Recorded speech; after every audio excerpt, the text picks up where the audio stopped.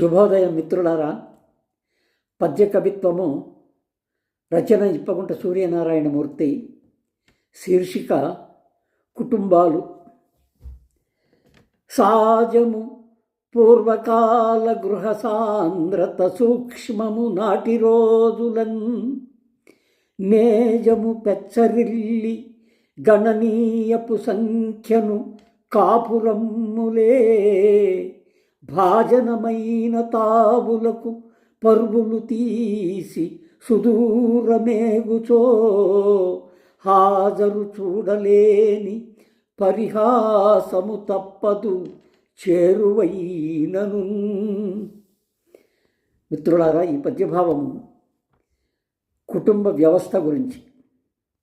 మన తాత ముత్తాతల కాలంలో ఎక్కడో పల్లెల్లోనో లేకపోతే సుదూర ప్రాంతాల్లో ఉండి అక్కడికక్కడే దగ్గరగా ఉన్న బంధువులు ఒకరికొకరు చిన్న చిన్న కార్యక్రమాలకైనా పెద్ద కార్యక్రమాలకైనా కలుసుకోవడం జరిగేది. కానీ ఇప్పుడు పూర్వకాల గృహ సాంద్రత, ఆ రోజుల్లో ఈ సాంద్రత అంటే దట్టమైన ఇళ్ళు ఉండడం అనేది సూక్ష్మం, తక్కువగా ఉండేది. నేజము పెచ్చరిల్లి, నేజం అంటే ఒత్తిడి, అంటే సంతానం పెరిగిపోయి ఒకరికొకరు పెళ్ళిళ్ళు జరిగిన తర్వాత వాళ్ళకి మళ్ళీ పిల్లలు పుట్టడం, వాళ్ళ మళ్ళీ ఈ రకంగా తాతలు తండ్రుల కాలం నుంచి మన కాలం వచ్చేసరికి కాపురాలు పెరిగిపోయాయి.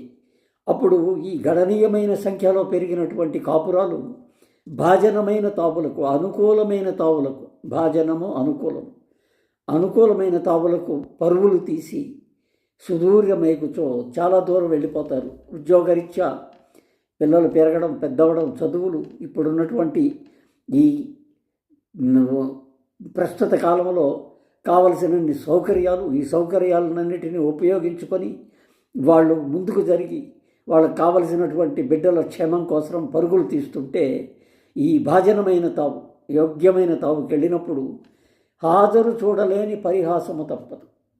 మనకి వీళ్ళల్లో అందరూ మన పిల్లలే, కానీ బంధుత్వాలు ఉన్నాయి.